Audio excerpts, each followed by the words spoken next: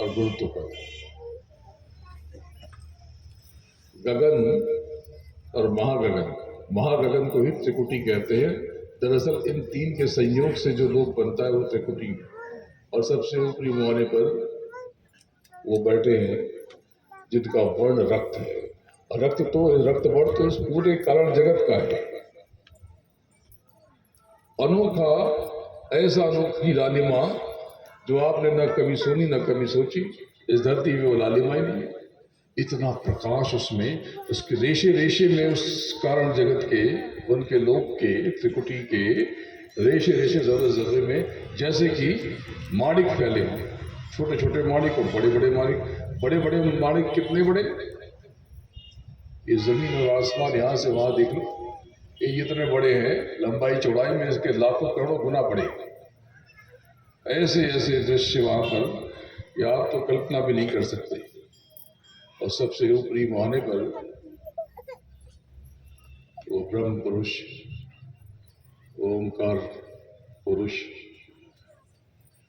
वही जिनको श्री कृष्ण कहते हो, ऊपर विराजमान है और वो अपने मालिक के भजन में बैठे हैं।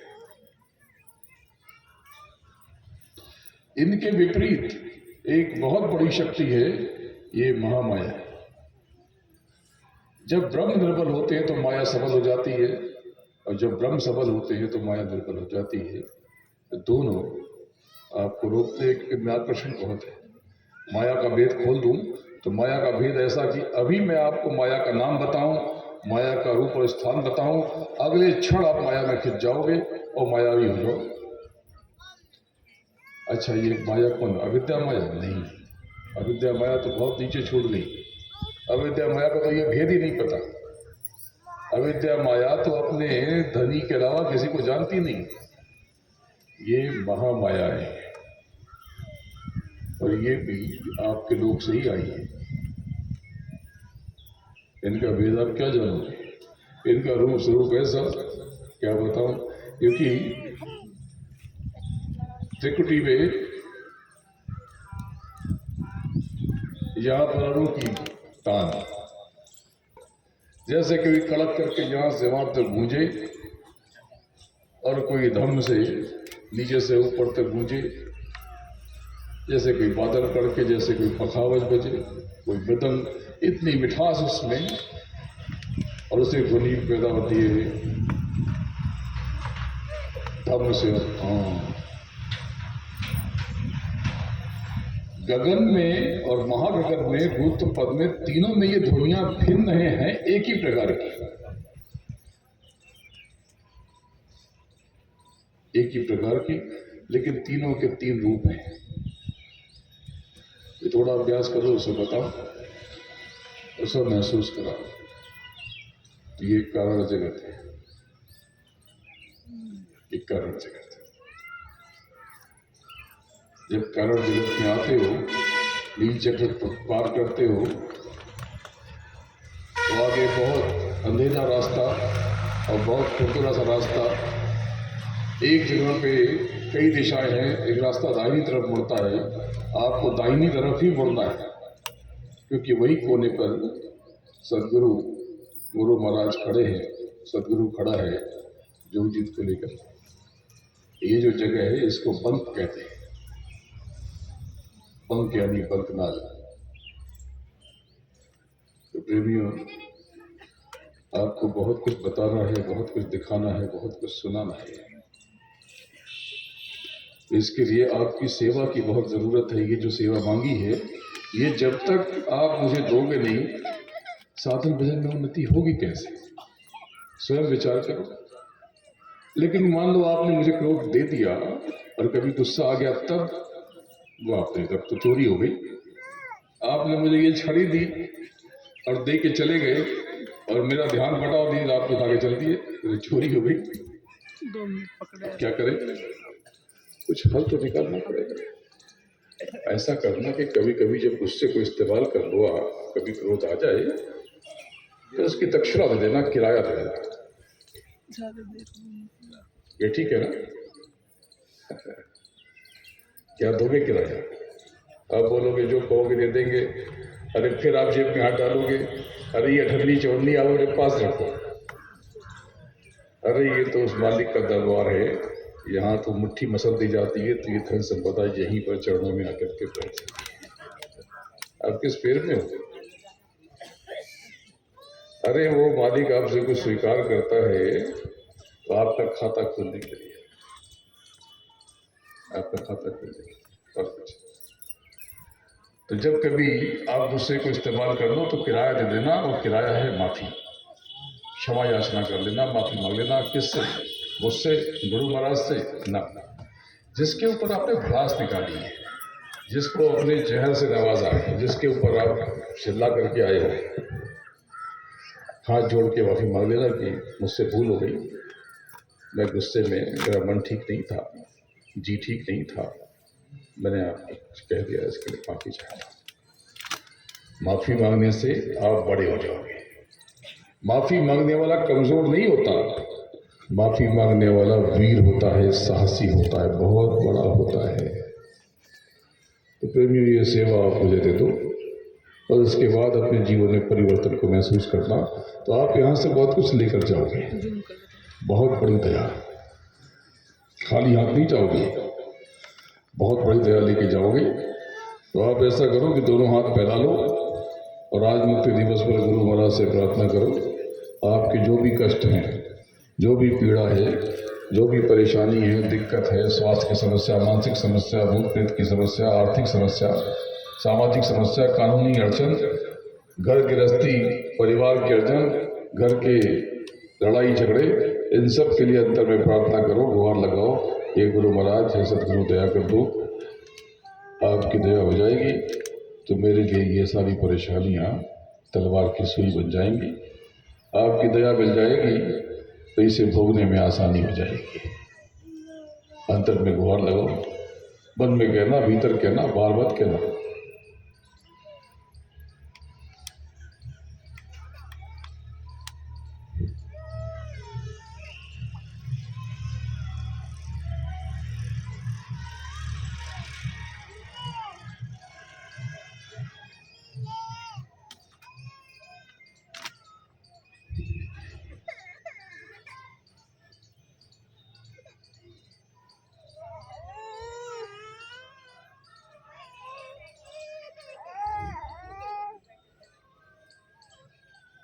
जय गुरुदेव।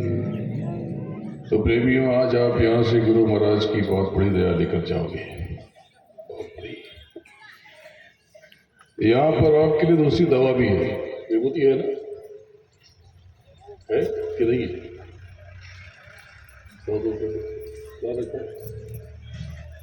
रखिए। देखो, ये आपके लिए विशेष दवा यहाँ पर रखी हुई। पहले ये क्या है, ये समझो। गुरु महाराज ने ये बताया, ये कहा कि कलयुग में कलयुग जाएगा और कलयुग में, इसके लिए मालिक ने 3 महायज्ञ किए। तो सत्युग की अगवानी के लिए 3 यज्ञ की क्या जरूरत है? कोई जरूरत नहीं है, लेकिन जरूरत तो है ना। सत्युग में क्या है? सत्युग जोगी सब विज्ञानी, वहां पे अपार सुख, अपार आनंद। ये सुख और आनंद और वैभव कहाँ से आएगा? जब कर्मों का विधान बना हुआ, ये कर्मों से ही आएगा। तो ये जो यज्ञ हवन है, ये कर्मकांड है, ये पूजा नहीं है। पूजा का मतलब चेतन से चेतन की पूजा। अगर आप किसी देवी देवता की भी उपासना करते हो तो जब उसका चिंतन करोगे तभी उपासना होगी। आप दिन भर, अभी ये देवी का दूसरा दिन है आज दूसरा दिन, तो इनकी कैसे उपासना करोगे? ये जो आपने पाठ पढ़ा, यज्ञ कर दिया, हवन कर दिया, ये तो कर्म किया आपने। कर्म का मतलब क्या? इसमें आपने धूप दीप रखा, सुगंधित पदार्थ रखे और उसको उन्होंने ग्रहण किया, क्योंकि उनका भोजन, जो लिंग शरीर वाले हैं, उनका भोजन तो सुगंध है। आपका भोजन स्थूल है, ये वो नहीं खाते। जैसे आप सुगंध नहीं खाते, कन्नौज ये भूमि सुगंध की तो क्या उससे पेट भरेगा आपका? नहीं। अच्छा लगेगा, अच्छा लगेगा, लेकिन पेट तो नहीं भरेगा। पेट तो सुगंध को बेच के भरेगा या स्थूल भोजन से भरेगा। तो ये जब आप भोजन कराते हो उनको, जैसे आप सुबह सुबह गाय को सानी पानी देते हो या पशु पक्षियों को कुछ दाना वाना आहार निकाल के देते हो, पानी रख देते हो, तो या पशु पक्षियों को भोजन कराते हो। घर में आप रसोई में खाना बनाते हो, परिवार को भोजन कराते हो। इसी प्रकार से सुबह स्नान ध्यान करके धूप दीप जलाते हो और वो उनको भोजन कराते हो, लिंग शरीर पालन को। ये कर्म है, ये कर्म है। इसका फल है, ये कर्म ही सत्युग तक लेके जाएंगे, सत्युग की तैयारी करेंगे। उत्कृष्ट कर्म जब हो जाएगा तो सत्युग की तैयारी पूरी हो जाएगी। तो गुरु महाराज ने 3 यज्ञ किए, उन्होंने कहा कि मैं चौथा यज्ञ करूंगा और वहां से सत्युग की अगवानी की घोषणा होगी। तो ये पक्का, ये जरूर, ये अवश्य ये हो नहीं वाला है और ये पूरी तरह से ये होने वाला है, ये होके रहेगा। गुरु महाराज ने मुझे विशेष रूप से आदेश दिया, निर्देश दिया कि कुछ समय तक इनको, क्योंकि इनको ठीक से भोजन नहीं मिल रहा, तो इनको भोजन देते रहो। तो प्रेमियों, तब से प्रतिवर्ष साकेत महायज्ञ का आयोजन होता है। तो आप कहोगे संत मत में तो कर्मकांड होता नहीं, बिल्कुल ठीक बात है, लेकिन आप ये कर्मकांड बंद करते हो। सुबह उठते ही आप गाली गलौज करते हो, चीखना चिल्लाना करते हो, नियत और मंशा में खोट आ जाता है, वाणी पर नियंत्रण नहीं होता, नकारात्मक विचार आ जाता है, किसी को गलत समझते हो, किसी को सही समझते हो, खुद को श्रेष्ठ समझते हो, वही संसार को पतित समझते हो। संसार बहुत खराब है, बहुत बेकार है, लोग बहुत बुरे हैं, आप ही खाली अच्छे हो। तो ये कर बंद करो। तो बात ऐसी कि गुरु महाराज का ये आदेश, इस आदेश से ये हर बरस ये दवा बनती है, जिस पर ये स्टिकर लगा हुआ आपको मिलेगा। ये विभूति गौर से समझ लो, जिस पर स्टिकर लगा है, ये लिखा हुआ सतगुरु श्री यज्ञकुंड विभूति, इसको आपको अपनी देह पर लगाना है। जब कभी मुसीबत में फंस जाओ, बीमार हो जाओ, कोई कष्ट आ जाए, कोई कानूनी अड़चन आ जाए, कोई बहुत बड़ी दिक्कत आ जाए, लड़ाई झगड़ा हो जाए, तो विनम्र रह करके, संयत रह करके, मालिक को अंतर में प्रणाम करके, पूरी श्रद्धा भाव से सदगुरु को नमन करके इसको लगा लो। जब रात को 2 बजे 1 बजे या कभी भी आपको इलाज न मिले, तब इसको लगा लो। लेकिन ये लगाने पर भी अगर आराम न मिले, तब क्या करोगे? तो इसको थोड़ा स्पर्श कर दो उंगली में और जीभ से स्पर्श कर लेना, कुछ कण देह में चले जाए और गर्म पानी पी लेना, तो अगले इलाज तक के लिए आपकी रोकथाम हो जाएगी। जब तक आपको इलाज न मिल जाए, तब तक ये विभूति आपकी मदद करेगी।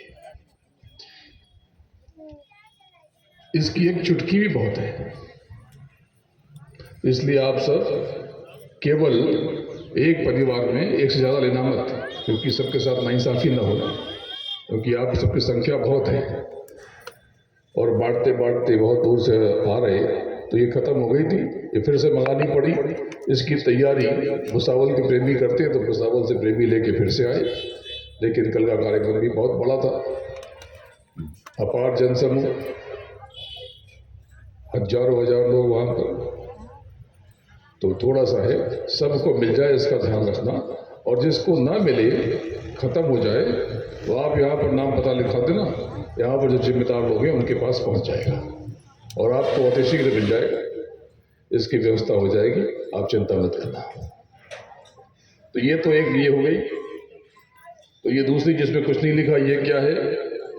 ये और भी करामाती दवा है।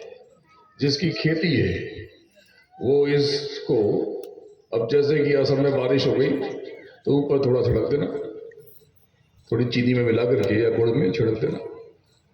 लेकिन थोड़ी देसी गाय के गोबर को लेकर के उसकी खाद बना लेना और उसमें ये डाल देना और थोड़ा सा गुड़ डाल देना या चीनी डाल देना और उसकी खाद बना लेना और उसको पूरे खेत में बिखेर देना।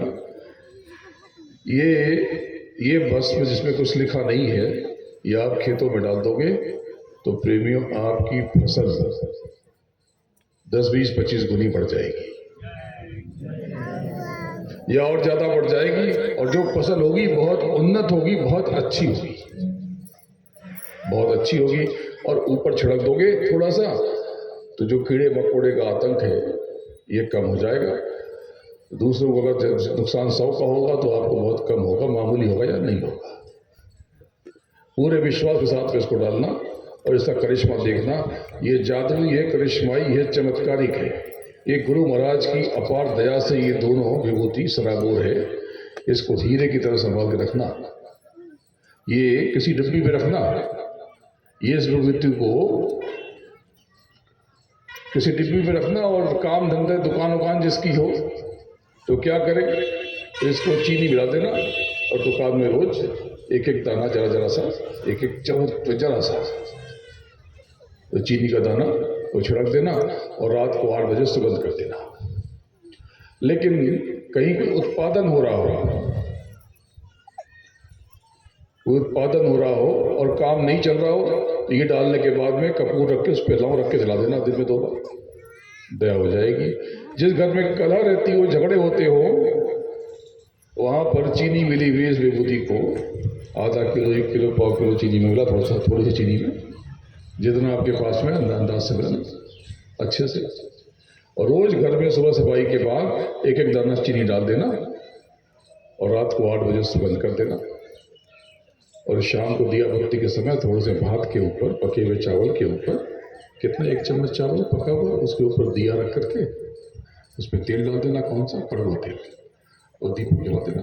तो घर में कलह होती है, जो गृह क्लेश होता है, झगड़े होते हैं, तनाव रहता है, इसमें कमी हो जाएगी। ये बहुत बड़ी दया आप यहाँ से लेके जाओगे, बहुत बड़ी है। लेकिन देखो ये थोड़ी संख्या सीमित होगी और आपको ना मिले तो बेचैन मत होना कि हमारा तो नंबर ही नहीं आया। दया तो आपके ऊपर ऐसे ही हो गई, लेकिन ये अगले कुछ दिनों में 2, 5, 10 दिन में जो भी आने में समय लगेगा ये मिल जाएगा।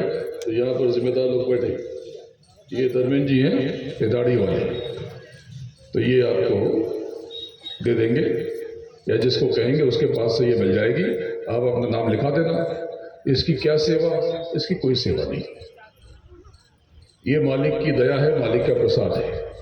अब ठीक है, लाने ले जाने में कुछ खर्च हुआ तो वो कोई बात नहीं, संगत उसका वहन करती। आप कुछ देना चाहो तो दे देना, इन लोगों को दे देना, लेकिन उससे कोई सेवा नहीं है। सेवा तो किसी चीज की भी नहीं है। लेकिन प्रेमियों, सब कुछ सेवा में ही है। अगर आप धनी मानी बनना चाहते हो, आप संसार में ठीक से भजन करना चाहते हो, उत्तम जीवन चाहते हो, तो प्रेमियों अपनी कमाई का एक हिस्सा आप परमार्थ के लिए अलग कर दिया करो, परमार्थ के लिए।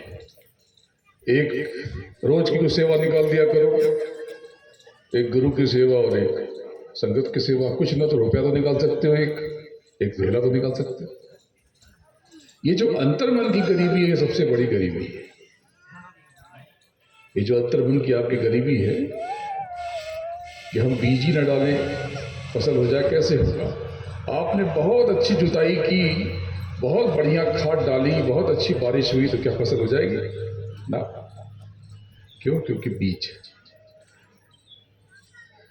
बीज ही न डाला तो कुछ नहीं होगा। तो आपके कर्म के बीज, यानी जो भी कर्म करके कमाते हो, तो रोज की 2-4 रोटी सेवा के लिए निकाल दो।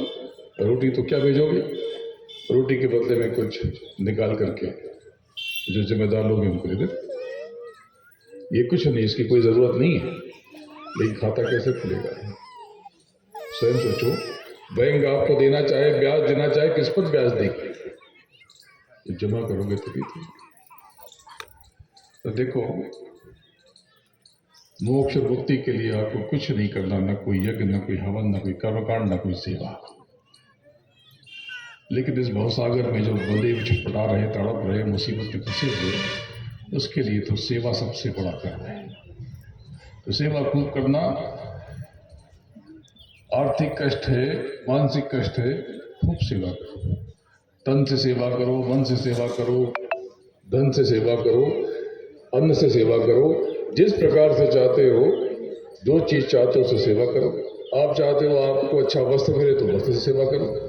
आप चाहते हो आपका जीवन उत्कृष्ट रहे, उस प्रकार सेवा करो। आप चाहते हो अच्छा भोजन मिलता रहे, अन्न की सेवा करो। आप चाहते हो कि आप धनी रहो, धन से सेवा करो। सेवा खूब करो। कोई आपके घर आ जाए,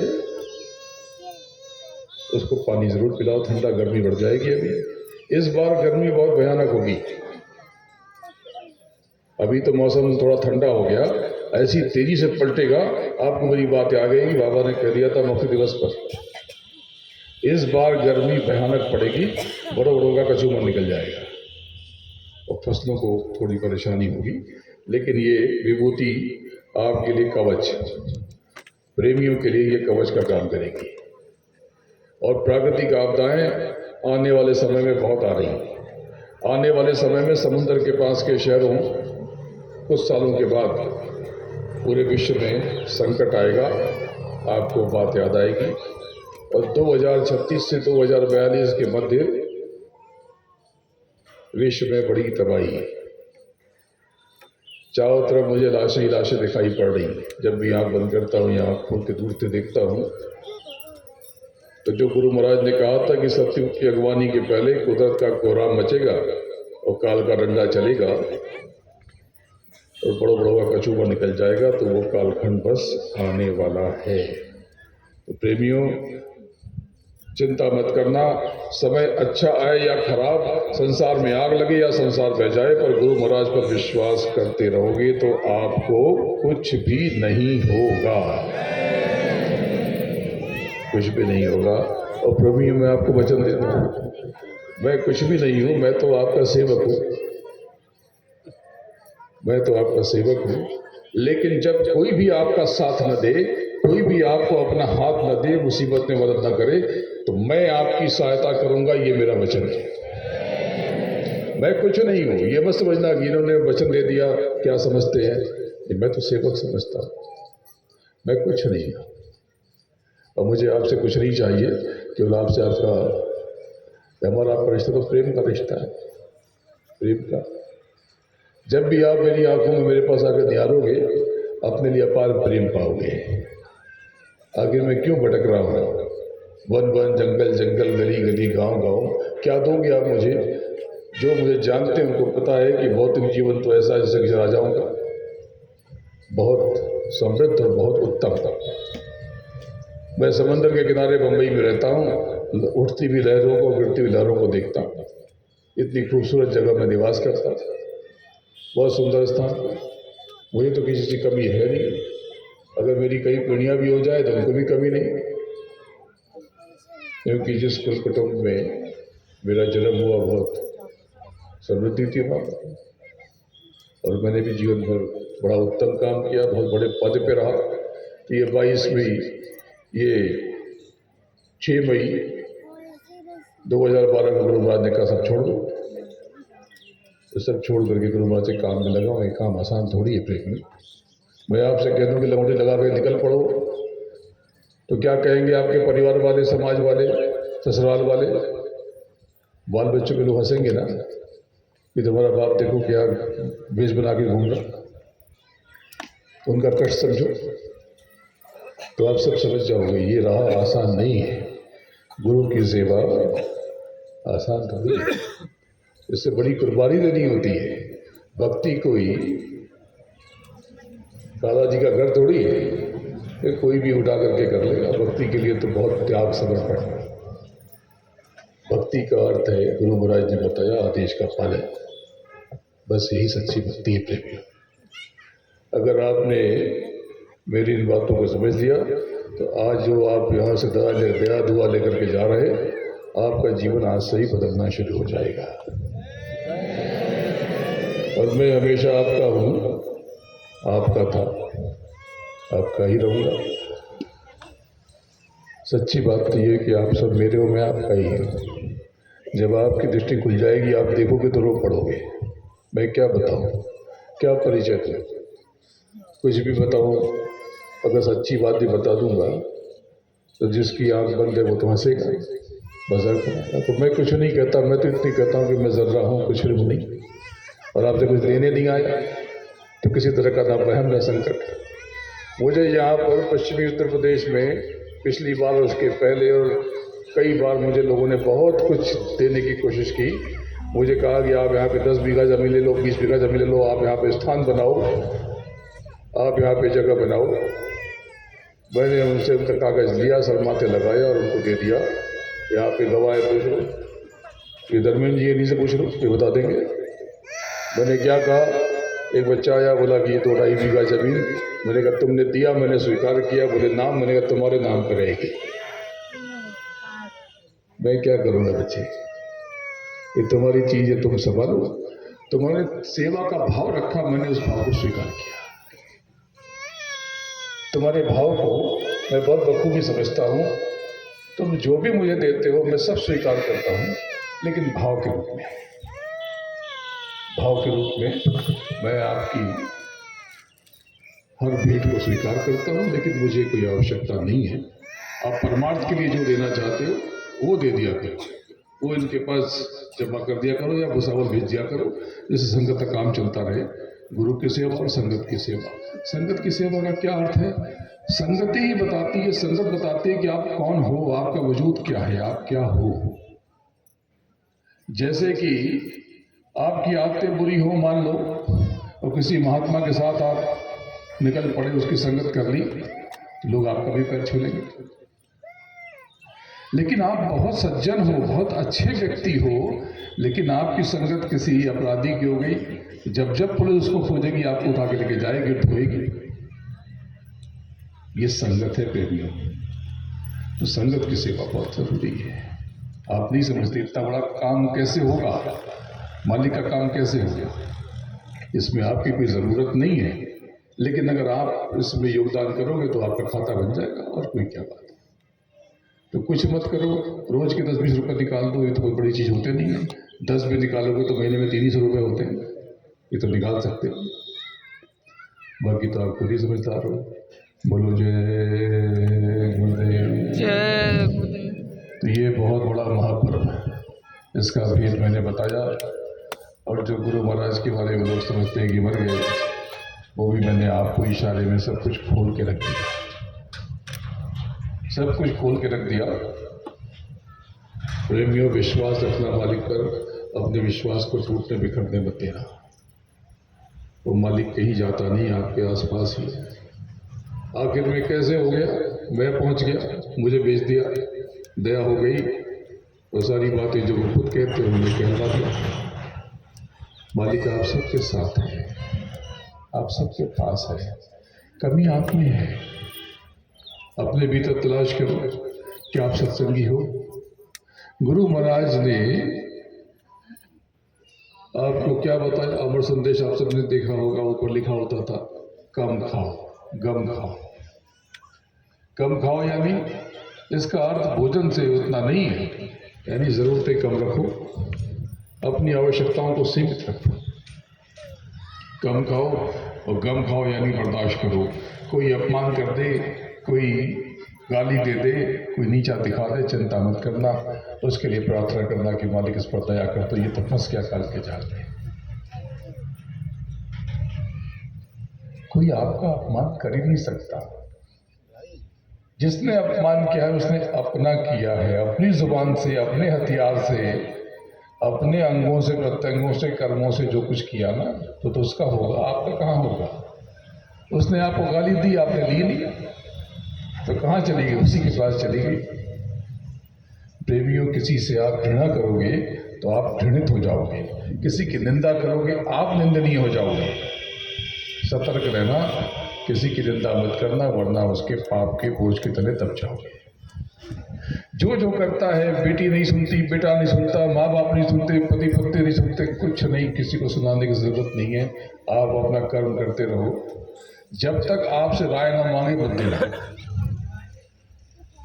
आप बोलो अरे वो गिर रहे कैसे गिरने दें, गिरने मत दो, सतर्क रहो, नजर रखो, जब गिरे तो हाथ बढ़ा देना। लेकिन बार बार हाथ बढ़ाओगे और वो गिर नहीं रहा तो आपके हाथ की कीमत नहीं समझेगा। यहाँ कुछ लोग बैठे हैं, उनको मैंने जवाब दे दिया। यहाँ कुछ लोग बहुत परेशान थे, मैंने उनको जवाब दे दिया। नजर रखो उनकी गतिविधियों पर, अपनों की गतिविधियों पर दृष्टि रखो। जब लगे कि वो मुसीबत में फंस जाएंगे, गिर जाएंगे, तब हाथ बढ़ा दो, उन्हें पकड़ना है तो पकड़। लेकिन बार बार रोक टोक करोगे तो रोकने टोकने का काम, टोका टाकी अच्छी नहीं है। अपनी कीमत को, अपनी इज्जत को अपने हाथों में रखना।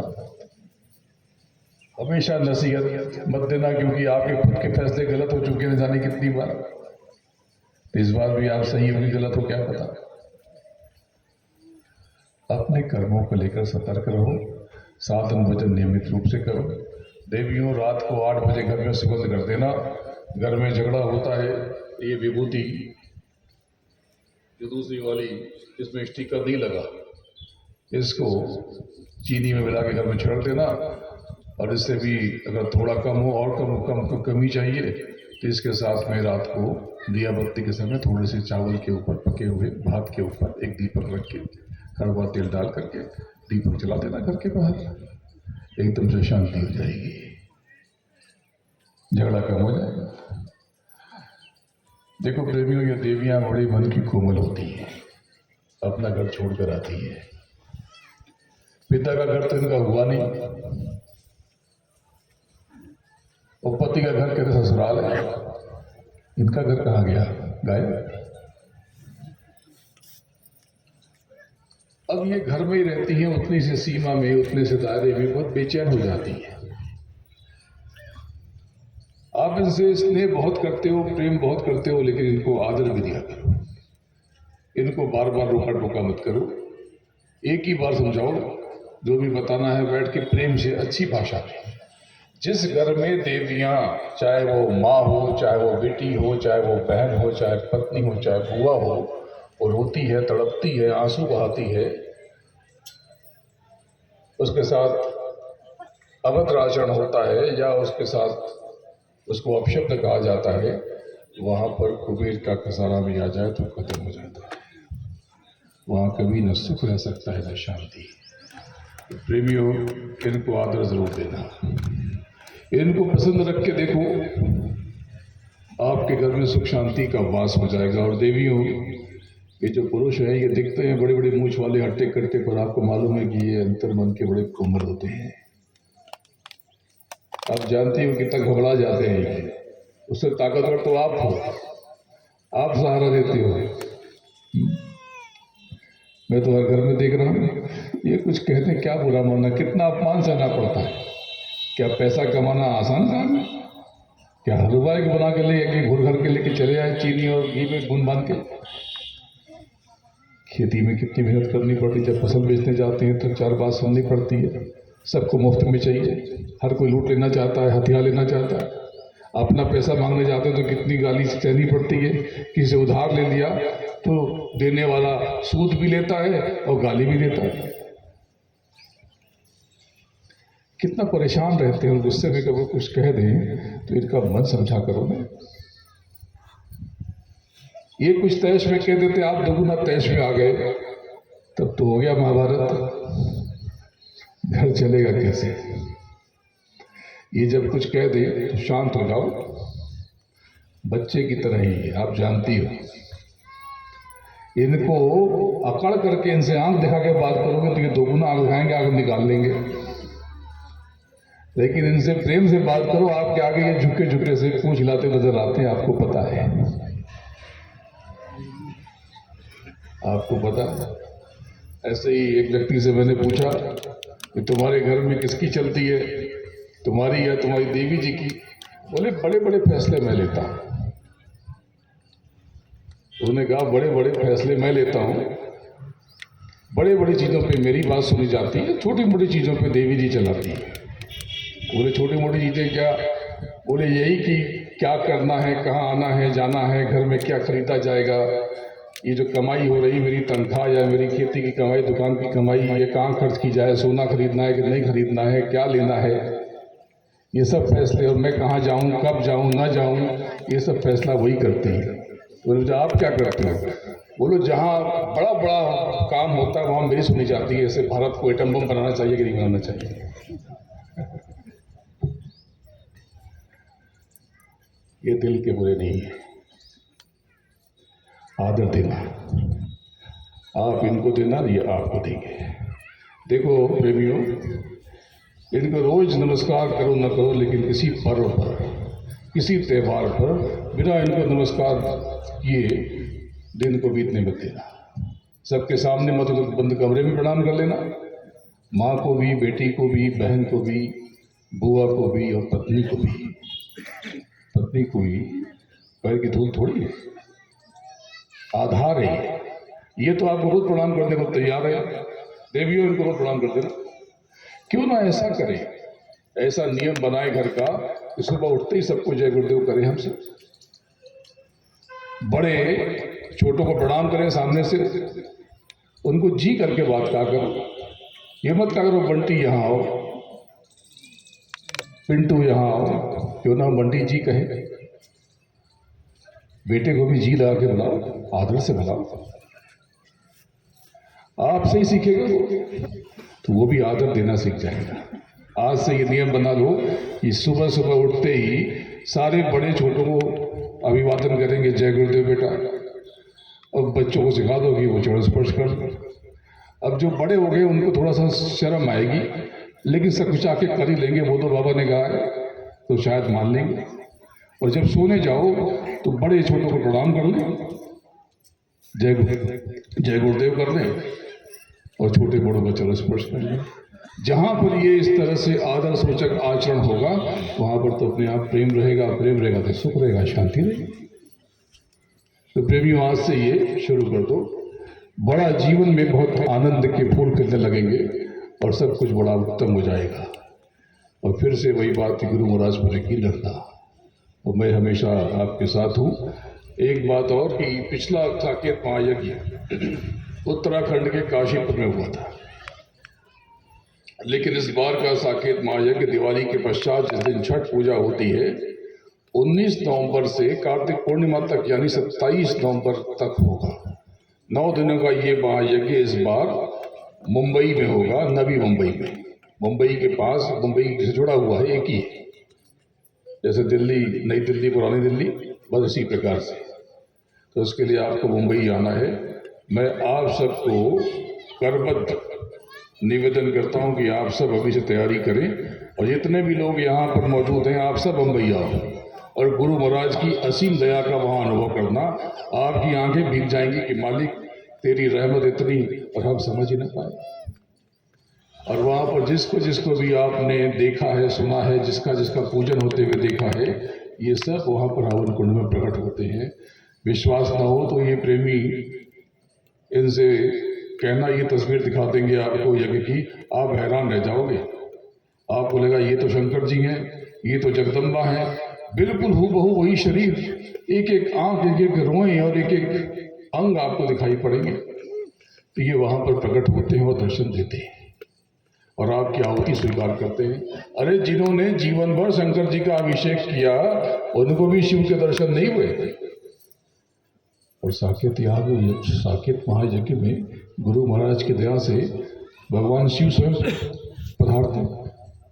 अरे काशी के महायज्ञ में स्वयं प्रकट हुए थे और पक्षी के रूप में वहां पर विराजमान रहे। मजाक थोड़ी है। आपने अभी तक मालिक की दया को पहचाना नहीं है। तो आप सब इस बार तैयारी करो। और देवियों आप घर में घी निकालती हो, अगर गाय है नहीं है तो भी दूध आता है तो निकालती हो, तो कुछ घी अलग कर लेना आहुति के लिए। भैंस का हो तो अलग लिख देना, गाय का हो तो अलग उसको लिख देना कि ये गाय का है, देसी गाय का हो तो लिख देना कि ये देसी गाय का है, अलग डब्बा बना देना। एक गुल्लक बना लो अभी से, उसी में चौनी ठन्नी ढीला डालते रहो। तो कर्मों की आहुति के लिए आपके पास तब तक, अभी तो 6 महीने बचे हुए, अभी तो 6-8 महीने बचे हुए आपके, 6-7 महीने, अभी आपके पास पर्याप्त समय है और 3 महीने पहले बुकिंग होती है। तो आप सब आने की कोशिश करो। अगर 9 दिन ना आ पाओ तो जितने दिन भी आ पाओ आ सकना, आ जाना। आखिरी दिन आ जाना। तो पता कैसे मिलेगा? तो पता ये प्रेमी बता देंगे, ये बता देंगे आपको। और इनके पास जो भी आप आ रहे हो इनका नंबर ले लो और इनको लिखवा देना।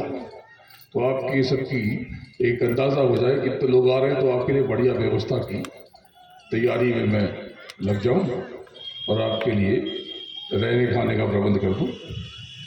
बोलो जय गुरुदेव।